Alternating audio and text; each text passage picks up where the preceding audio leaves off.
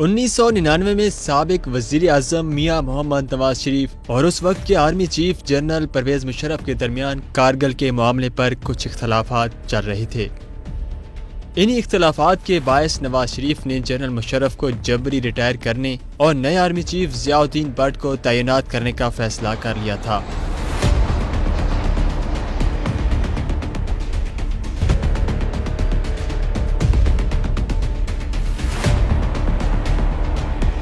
10 اکتوبر 1999 کو army chief Musharraf اپنی اہلیہ سمیت 2 دن کو دورے پر سری لنکا چلے گئے۔ پرویز مشرف کی ملک میں غیر موجودگی پر وزیر اعظم میاں نواز شریف نے مشرف کو جبری ریٹائرمنٹ کی نوٹیفیکیشن پر دستخط کیے، جس کے بعد مشرف کی جبری ریٹائرمنٹ اور نئے army chief Zia Uddin but کی تعیناتی کی خبر شام 5 بجے پی ٹی وی پر نشر کر دی گئی۔ جنرل مشرف کی جبری ریٹائرمنٹ کی خبر سن کر آرمی کے حلقوں میں بے چینی پھیل گئی، جبکہ مشرف کی فلائٹ خبر نشر ہونے سے پہلے ٹیک آف کر چکی تھی اور مشرف کو اس فیصلے کی اطلاع پہنچانے کا کوئی ذریعہ موجود نہ تھا۔ مشرف کے جہاز PK-805 نے 6:50 پر کراچی لینڈ کرنا تھا، لیکن نواز شریف نے D G civil aviation authority Aminullah Chaudhry کو مشرف کے جہاز کو پاکستان میں لینڈ کرنے سے منع کر دیا، اور یہی حکم اس وقت PIA کے چیئرمین سابق وزیر اعظم شاہد خاقان عباسی کو بھی دیا گیا۔ شاہد خاقان عباسی اور امین اللہ چودھری کے ساتھ نواز شریف نے IG سندھ کو بھی لینڈنگ روکنے کے احکامات جاری کر دیے۔ سندھ پولیس نے وزیر اعظم کے احکامات پر عمل درآمد کرتے ہوئے ایئرپورٹ پر فائر بریگیڈ گاڑیاں کھڑی کر کے رن وے کو بلاک کر دیا تاکہ طیارہ لینڈ نہ کر سکے۔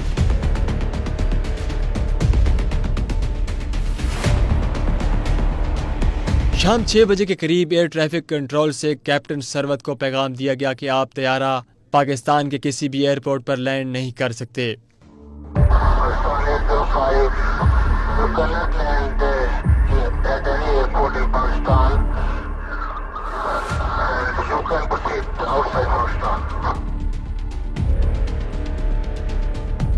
یہ سن کر پرویز مشرف کے جہاز کے کیپٹن کافی پریشان ہو گئے، کیونکہ جہاز میں مشرف سمیت 198 مسافر سوار تھے اور جہاز میں فیول صرف 30 سے 35 منٹ کی اڑان کا باقی تھا۔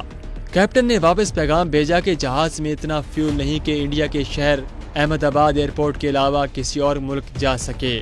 نواز شریف کو جب جہاز کے فیول کے بارے میں بتایا گیا تو انہوں نے مبینہ طور پر جہاز کو احمد آباد ایئرپورٹ انڈیا لے جانے کا کہا۔ کیپٹن سرورت نے جہاز میں موجود مشرف کے ساتھ ہی بریگیڈیئر ندیم تاج کو کاکپٹ میں بلایا اور ساری صورتحال سے آگاہ کیا۔ یہ سن کر پرویز مشرف بھی کاکپٹ میں آ گئے۔ جہاز کے کمیونیکیشن سسٹم سے کراچی کنٹرول ٹاور رابطہ کیا گیا۔ ایئر کنٹرولر کو مشرف نے کور کمانڈر کراچی سے بات کروانے کا کہا تو ایئر کنٹرولر نے بات کروانے سے انکار کر دیا۔ ادھر جنرل افتخار کو ساری صورتحال کا علم ہوا تو وہ کنٹرول ٹاور پہنچ گئے۔ جنرل افتخار نے پائلٹ سے بات کروانے کا کہا تو کنٹرولر نے یہ کہہ کر انکار کر دیا کہ اوپر سے سخت آرڈر آیا ہے کہ فلائٹ کے علاوہ پائلٹ کی کسی سے بھی کوئی بات نہ کروائی جائے۔ حالات لمحہ بلمحہ بگڑتی جا رہی تھی۔ ایئر ٹریفک کنٹرولر کا جواب سن کر جنرل افتخار نے اس پر پستول تان لیا، جس پر کنٹرولر نے پائلٹ سے بات کروائی اور جنرل افتخار نے پائلٹ کو احمد آباد انڈیا جانے کے بجائے کراچی میں ہی لینڈ کرنے کا کہا۔ جنرل افتخار نے مشرف کو نئے army chief Zia Uddin but کی اپائنٹمنٹ اور اس کی جبری ریٹائرمنٹ کی خبر دی۔ بریگیڈیئر ندیم تاج اور جنرل مشرف بھی اس وقت پائلٹ کے ساتھ کاکپٹ میں موجود تھے۔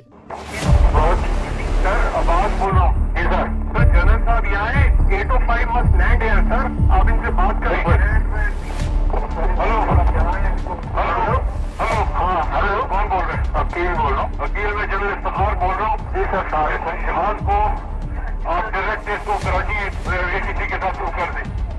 DCI کو کانٹیکٹ کر لو کیا sir? Rider on aircraft he will be guided by the ACC in Karachi. Rifle, but he is saying that he is climbing and he said I will let you know. You just tell the pilot to get directly in touch with the ACC Karachi. General Musharraf نے 7:32 پر general Iftikhar کو یہ order کیا کہ 111 brigade کے corps commander Rawalpindi lieutenant general Mahmood اور general عزیز جو کہ اس وقت کور کمانڈر کراچی تھے ان کو کہیں کہ ملک پر ٹیک اوور کر لیا جائے اور کسی کو بھی ملک سے باہر نہ جانے دیا جائے۔ ناظرین، لینڈنگ ٹائم 6:50 تھا جبکہ طیارے کو ہوا میں گھومتے ہوئے 50 منٹ ہو چکے تھے اور پائلٹ کی پریشانی بڑھتی جا رہی تھی۔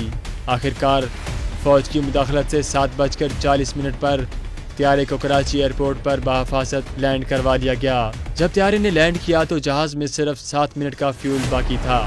جنرل مشرف طیارے سے اترے تو corps commander Karachi general Usmani نے اترتے ہی ان کو یہ بتایا کہ مجھے آپ کو گرفتار کرنے کا حکم ملا ہے۔ اس بات پر ایک لمحے کے لیے مشرف گھبرائے، لیکن ساتھ ہی جنرل عثمانی نے مسکراتے ہوئے کہا، صورتحال کنٹرول میں ہے سر۔